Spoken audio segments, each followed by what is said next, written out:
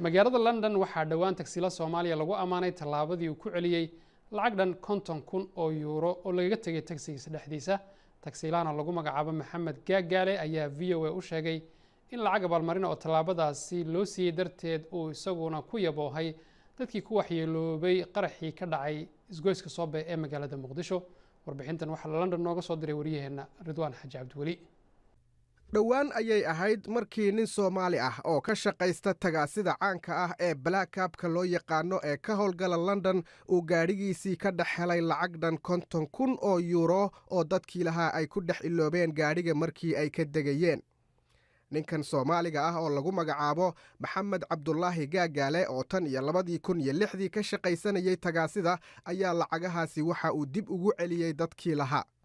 Maxamed Gaagaale oo aan la kulmay ayaa iiga sheekeeyay dhacdadan dhif iyo naadir ka ah oo dad badan soo jiidatay.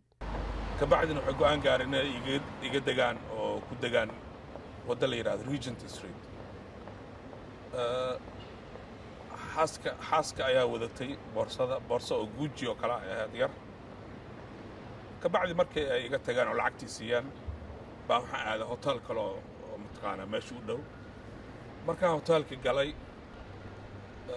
baa ninkii waxa ii wacay mataqaanaa maxaa la dhahaa doormaankii baa ii wacay ninka hotelka albaabka jooga ii wacay.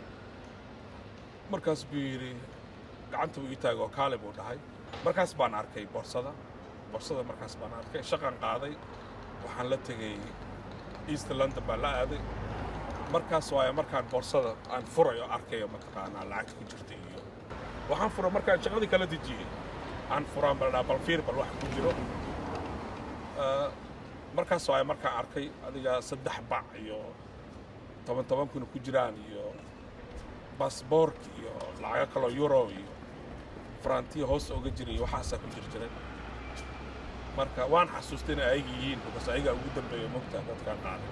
horta lacagta si fiican uma wada tirin laakiin marka qiyaas aniga ilaa 50 kun baan ilaahay laakiin ninka oo nin wareesto journal iga qoray article iga qoray baa wuxuu yiri anaa waco waxay dhahan lacagtu isku dardar 50 kun oo euro bay ahayd bay dhahan. halkii baan mataqaanaa aan nalka oo taxiga dansaday kabacdi aan waxaan u laabtay hotelka aan ka soo qaaday.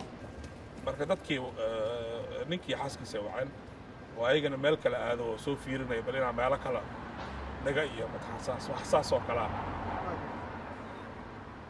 iyaga marka lacagtu u celisay markay imaadaan gabadhan dhahay mataqaanaa adaa boorsada leh bal fiiri bal wax kuugu jiray inay yihiin mataqaanaa inay dhan yihiin iyo kale isla habeenkaas ay yimaadeen marka way fiirisay markii aragtay dhahday iyadoo ooynayso oo faraxsan oo mataqaanaa la yaabanba mataqaanaa ninkan baa lacagtaas ku soo celin kara. weliba waxay igu dhahday mataqaanaa waxay igu dhahday haddaa Mumbai joogi lahaa maba helaanba. tagaasida loo yaqaano baabuurta madmadow ama Black Cab-ka waa kuwa si weyn caan uga guud ahaan dalkan Britain.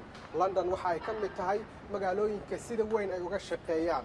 muddooyinkan dambe dad badan oo Soomaali ah ayaa ka shaqaysta baabuurta madow ee tagaasida ah.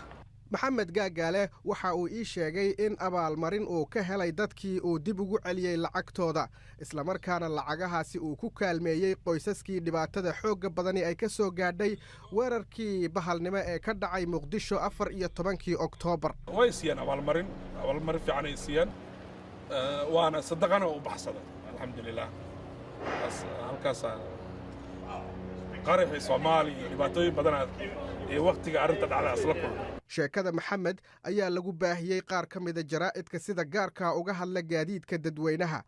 waxa uu astaan u yahay in darawaliin badan ay daacad u yihiin shaqadooda iyadoo ay u dheer tahay inuu yahay qof Soomaali ah oo muslim ah oo aaminsan in laga dhowrsado xaaraanta.